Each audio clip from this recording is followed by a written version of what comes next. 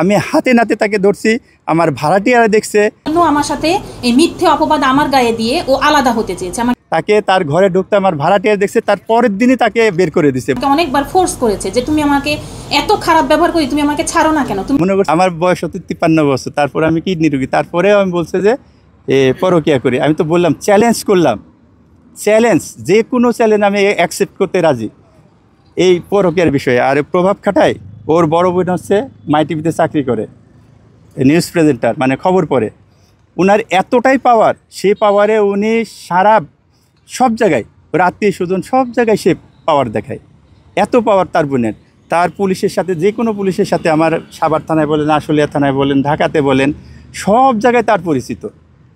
সে মেয়ে মানুষ, সুন্দরী, তার জন্যে তার সব জায়গায় পরিচিত। আর তার মানে ছোটোবেলার বা ওই মিডিয়া যাওয়ার আগেকার হিস্টোরি যদি শুনেন তাহলে আরও অবাক হয়ে যাবেন। আমি চাচ্ছি না যে এত খোলামেলা তার হিস্টোরি বলতে। আমার না, সে তার কাছে আমি বলছি যে আমিও বুঝতে পেতাম ক্ষণে, এটা খুব কম সংখ্যক হতো যে বলতাম যে আমি যেহেতু এরকম অপারেশন করছি, এরকম মনে অনেক কিডনি রোগীরই হয়, তাই না? সে বলতো হ্যাঁ ইজিভাবে নিত, কিন্তু কখনো অভিযোগ এমন করে নাই যে না তোমার দ্বারা আমার হচ্ছে না বা আমার এইসব লাগবে, এরকম অভিযোগ কখনো সে করেনি। আমি তো বললাম, কেউ যদি, আমি যেটা করি নাই, উনি যেটা বলছে এটাও সত্যি কথা, যদি এটা প্রমাণ করতে পারে যে আমি কারোর সাথে প্রেম করছি এবং বিয়ে করছি, এরম যদি কেউ প্রমাণ দিতে পারে, আমি তো বললাম যে আমার এলাকার ভিতরে আমি দাঁড়িয়ে আমার নিজের ফাঁসি আমি নিজে দিতে রাজি। আপনার স্ত্রী যে করছে তার কি প্রমাণ আপনার কাছে? আমার স্ত্রী যে করছে অনেক প্রমাণ আপনারা মোবাইল থেকে পাবেন, হাজারটা। যেহেতু আমার মোবাইল সে চেক করে, কেমনে জানি না, যদি আপনারা পারেন করবেন প্লিজ। 1000টা প্রমাণ পাবেন মোবাইলে এখনও, সে যে ব্যবহার করছে যে নাম্বারটা।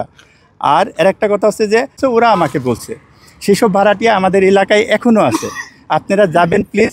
তারা ভয় পায় তার স্বামীর চাকরিটা চলে যাবে এবং বের করে দেবে এলাকা থেকে। কিন্তু একটা ছেলে আছে, সে বলতে পারে, সে একটু বলে, কিন্তু ওই মেয়েটা আসে না কখনো, যে নাকি প্রতিদিন দেখতো। আর মাঝে মধ্যে যে দেখতো, সে ছেলেটা কালকেও একজনকে বলছে যে হ্যাঁ আমি মাঝে মধ্যে দেখতাম, দেখে তো আমি তারেক ভাইয়ের কিছু বলতে পারি না। আর ওই মেয়েটাও কখনোই বলেনি। যখন নাকি ওকে আমি হাতে নাতে ধরলাম, তারপরে সে বলতেছে এই ধরা খাইছে রে, আজকে ধরা খাইছে।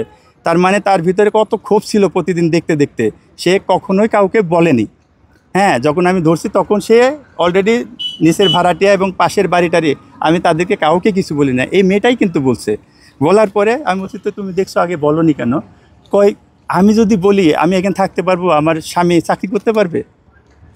তা আমি বলছি হ্যাঁ এটা তো ঠিক যে কারোরই চাকরি থাকবে না বা বাসায় থাকতেও পারবে না, কারণ ওরা সবার সাথে প্রভাব খাটায়। স্ত্রী এত প্রভাব খাটায় কেন, বা আপনার উপরে মানে ধরেন এই বয়সে এসে এই ধরনের ক্লেমগুলো আসলে কেন দিচ্ছে? হ্যাঁ, সেটা এলাকায় থাকা পর্যন্ত সে আমার এলাকায়, আগে ছিল জাহাঙ্গীরনগর থাকতে আমি শুনছি 3টা বিয়ে করছে, 2জনা, হ্যাঁ 2 বন্ধু ছিল। আমার জেঠাশের কথা, তার হিস্টোরি একটুখানি বলতেছে আর কি, যে হ্যাঁ মাই টিভিতে চাকরি করে। তার এতটাই পাওয়ার, সে কিন্তু আমাকে যখন বিয়ে দিছে ওর বোনকে, তখন সে একটা ছোট রুমে ভাড়া থাকে। যে স্বামী ছিল তার আগে আরও 2টা বিয়ে করছিল, একজনের সাথে পালিয়েছিল, বুড়া একজনের সাথে, আর তার বন্ধুর সাথেও বিয়ে করছিল এবং তার সাথেও বিয়ে করছে। এবং 3টা আমার কলমায় আসার পরে 2টা করছে, একটা গার্মেন্টসের ছেলের সাথে আর একটা আছে বিবাহিত একটা ছেলের সাথে, যার নাকি 2টা।